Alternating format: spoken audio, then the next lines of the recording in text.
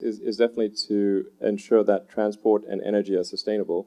And it's somewhat, obviously, it's tautological, because if it's unsustainable, then independent of any environmental impacts, there will be economic collapse as the scarcity becomes significant. So the first order of business, and the reason we haven't sort of done too much on the kind of autopilot or self-driving car front is because it's very important to transition to electric, and then of course to have sustainable power generation, which I think is solar. And solar is really just indirect fusion. And I think we will need to transfer all modes of transport to electric, with the ironic exception of rockets.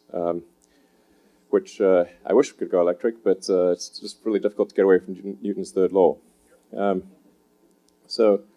Although I do think it'll be possible to generate the fuel with solar power, and the next generation fuel that we'll be using at SpaceX is methane.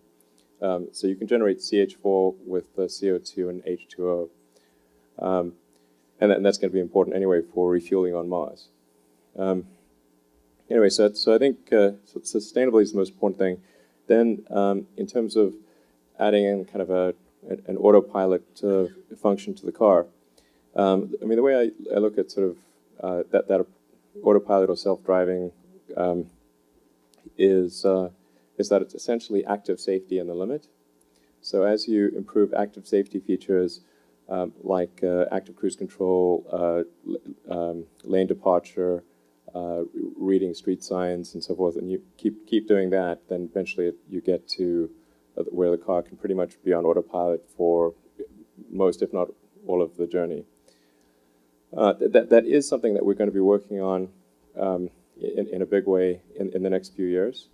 But it's, like I said, it's sort of a B priority relative to scaling up electric transport. It will probably change how things work. Like you won't need to, like, it's nice not having to go find a parking spot, and there are probably ways that it'll change that are hard to envision today. But I think the first order of business, the really pressing one, is to make sure that we're minimizing the amount of carbon that we're putting into the atmosphere, because that's we're running this crazy chemical experiment, which is a very, very difficult thing to reverse, and I think it's really important that we stop running that chemical experiment.